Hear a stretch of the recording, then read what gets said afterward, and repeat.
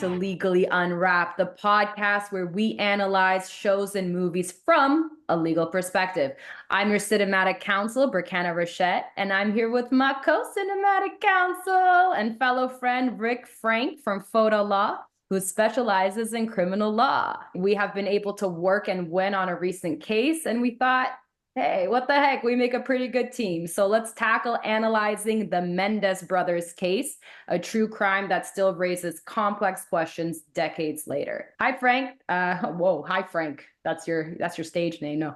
Hi, Rick. Thanks for being here. It's the two first names things. It happens a lot. Thanks for having me. I'm excited to be here. I'm excited to talk about this case with you today. The Menendez brothers are Eric and Lyle. Eric is the younger and Lyle is the older one. Essentially, they killed their parents, Jose and Kitty. They're two rich white kids who killed their parents, all of the things that unfold because of that. The first thing we're kind of going to talk about is the hung jury at the first trial. Let's start with that because it's one of the biggest turning points. And during the first trial, the defense uses abuse allegations, which initially created enough doubt for the jurors to be split, creating a hung jury. Rick, what do you think of that first trial? So the first trial was very, very lengthy. There was a split theory at trial, the prosecution thinking and asserting that the reason the boys murdered their parents was for greed and motive. They wanted to get money from their parents. These boys were 18 and 21. And the defense theory was this was a trauma response. They were being abused by Jose Menendez for over a decade, and they acted in preemptive self-defense. And the two options I would put to the jury were either this is a cold-blooded first-degree murder, or this is voluntary manslaughter. Ultimately, there was no dispute. The boys were the ones involved in the murder, but it was a question of why. And that why was very important. The prosecutor and the defense called a lot of evidence. The jury was deliberating for about a month, which is very, very long. So my thoughts about the first trial were that it was well ran, really, by the defense. They did a good job getting the evidence out that they needed to. It was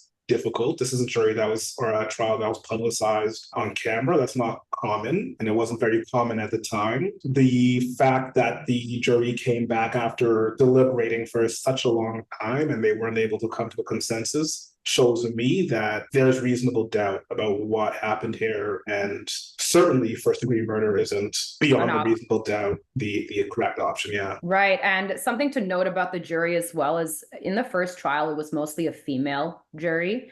And this is important because females at that time especially had a different perspective on abuse and trauma than their male counterparts. So at the time, the reason the jury was split apparently was because most, if not all of the females were saying, no, this is voluntary manslaughter. We understand that abuse and trauma can lead people to do very bad things. Meanwhile, the males couldn't fathom that boys were sexually abused and otherwise by their father. That was where the split was kind of happening. But when it came down to the second trial, things changed and the judge limited the amount of abuse evidence that the defense could show to the jury. Of course, the jury makeup shifted, right? It's no longer the same jury. They're completely different individuals. So then the case became more about whether they acted out of financial motivation, and we lost sight of the abuse defense. Yeah, I think the issue with abuse, sexual abuse, we men and boys, the idea was, like you said, it's not possible. And they must be making this up. It's kind of the position of it is coincidental. You're making all of this up, which, I mean, has continued to be a myth that has persisted in pop culture, but it's also